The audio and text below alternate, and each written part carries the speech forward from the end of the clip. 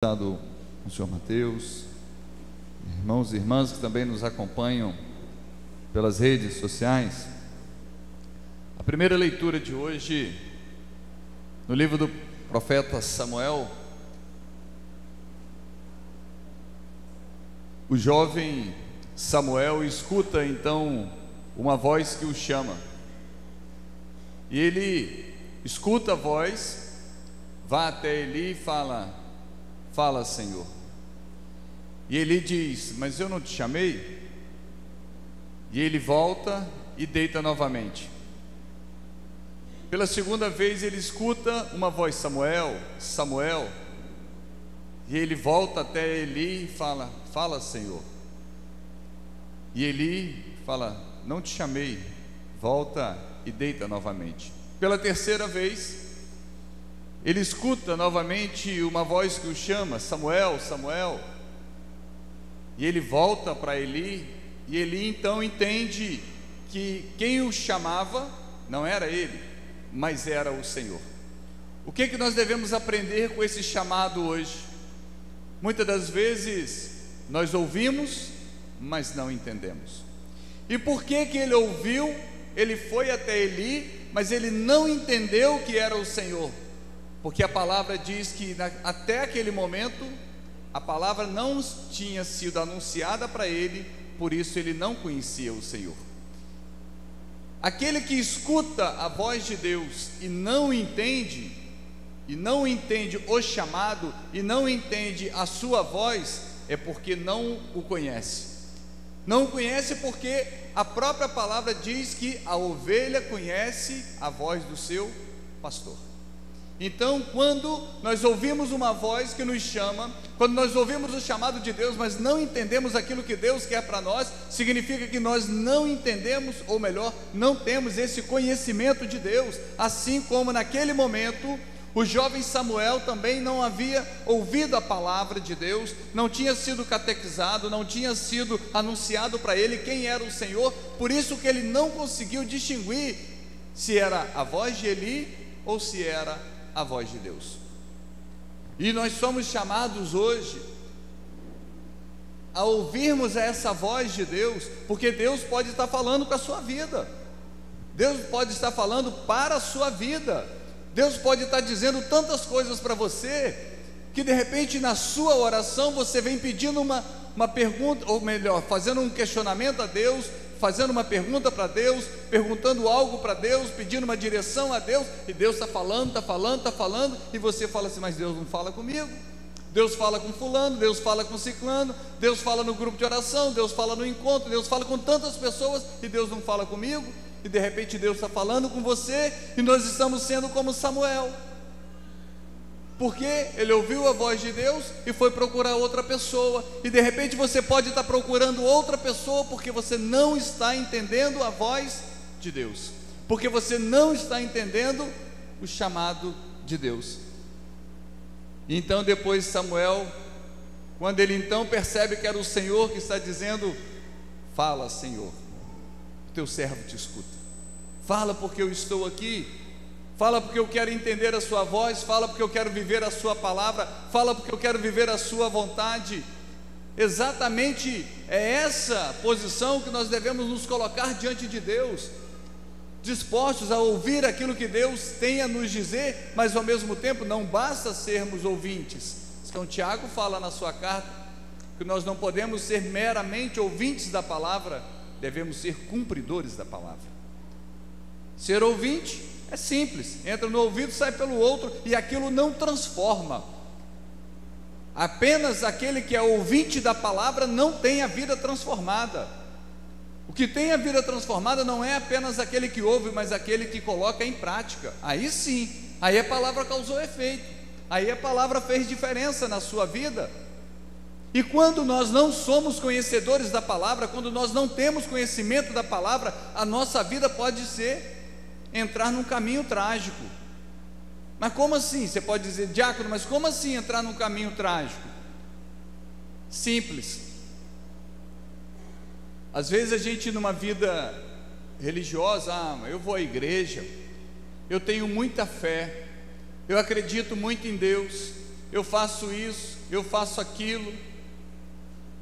Isso porque temos dentro de um contexto religioso, mas existe algo fundamental que nós não podemos deixar de entender: que nós somos templos do Espírito Santo.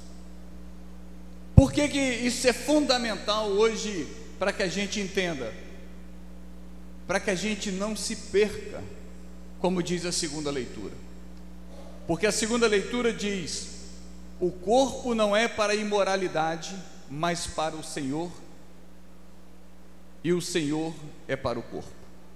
Se nós não entendermos que nós somos templo do Espírito Santo, eu tenho muita fé, eu acredito muito, eu faço isso, eu faço aquilo, mas você tem consciência na sua vida que você é templo do Espírito Santo, por isso que você é sagrado.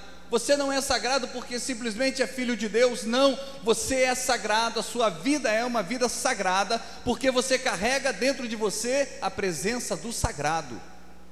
A igreja é um templo. E por que a igreja é sagrada? Porque Deus habita nela.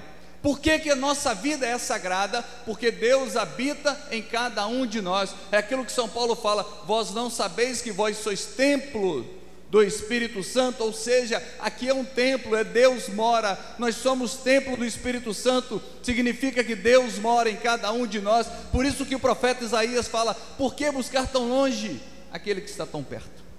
Às vezes quer buscar Deus lá no céu, e a gente esquece que Deus está dentro de cada um de nós. É por isso que a nossa vida é sagrada. Nós carregamos dentro de nós a presença de Deus. Quando eu quero falar com Deus, eu não preciso ir lá no céu, eu não preciso, não, basta eu mergulhar dentro de mim mesmo, que eu vou encontrar Deus. Por quê? Porque a partir do nosso batismo, nós recebemos a filiação divina, nós deixamos de ser criatura de Deus e passamos a ser filho de Deus, templos do Espírito Santo. Esse é o efeito, essa é uma das graças do sacramento do batismo. Tornar a nossa vida templo de Deus, templo do Espírito Santo. Por isso que São Paulo fala: o seu corpo não é para a imoralidade. Por isso que nós, como cristãos, como católicos, nós devemos sim preservar o nosso corpo. A mulher não pode de forma alguma, ou não deve de forma alguma, ficar expondo o seu corpo para ser atrativo, para sensualizar alguém, para poder erotizar a vida de alguém. Por quê? Porque você está denegrindo uma imagem que é sagrada, que é santa, que Deus habita. Da mesma forma o homem: não, o corpo é meu, faço dele o que eu quiser.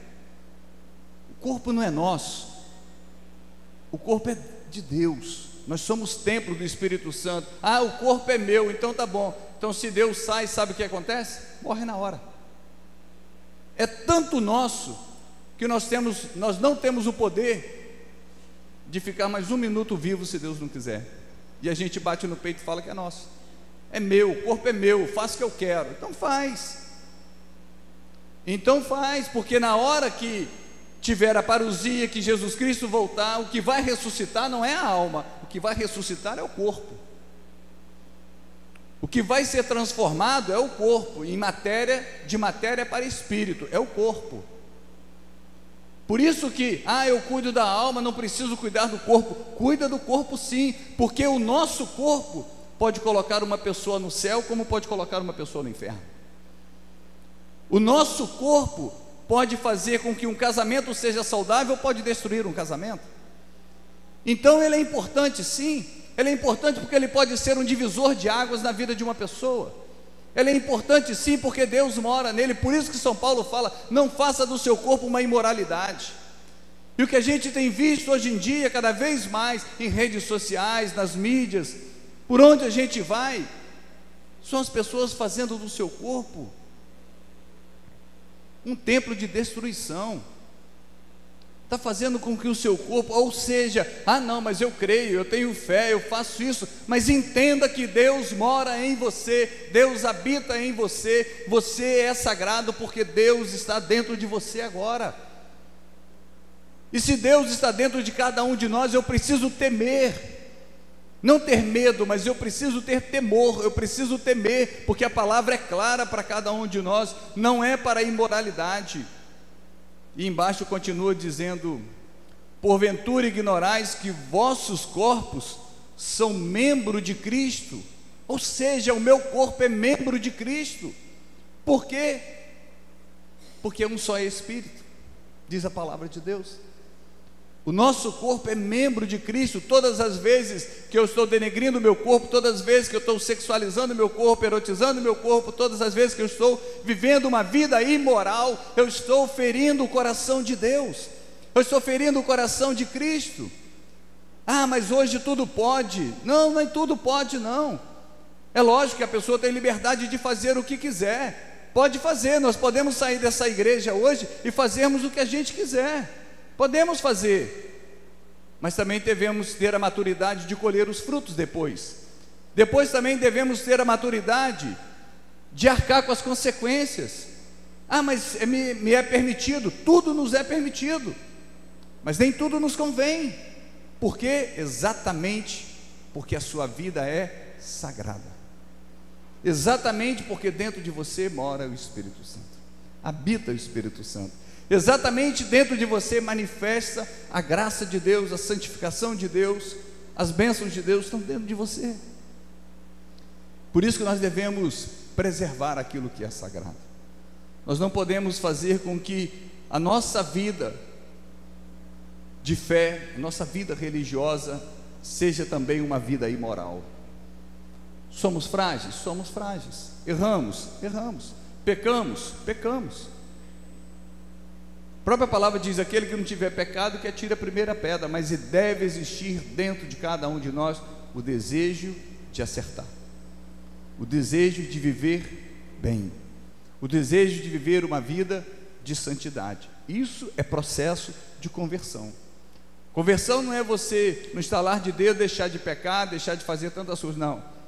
É cair, levantar, é persistência, é desejo de ser diferente, é desejo de ser melhor, é desejo de ter uma vida de santidade, é desejo de ter uma vida de comunhão com Deus, é desejo de fazer com que a sua vida seja reflexo de Deus. Essa é a proposta do Evangelho, essa é a proposta de Deus para cada um de nós, essa é a proposta da palavra para cada um de nós. Porque se nós ficarmos 20 anos sentados no banco da igreja, se nós ficarmos 20 anos aqui falando nesse altar, fazendo homilia, pregando, mas se quando passar 20 anos, se a nossa vida não mudou e não for diferente, nós fomos apenas ouvintes, não fomos cumpridores. O tempo passou e tantas graças eu deixei para trás. Isso vai gerar consequência lá na frente. Viver hoje a fé, viver hoje o Evangelho, viver hoje a igreja, viver hoje as coisas de Deus, muitas das vezes é sacrificar aquilo que nós queremos para que a gente ganhe o céu. Por isso que nós devemos entender um pouco, buscar um pouco entender sobre a eternidade, sobre o céu, sobre o paraíso, sobre vida eterna. Senão nós vamos apostar toda a nossa vida nesse tempo, desfrutando de todas as imoralidades, e depois vamos queimar no fogo do inferno. Louvado seja nosso Senhor Jesus Cristo.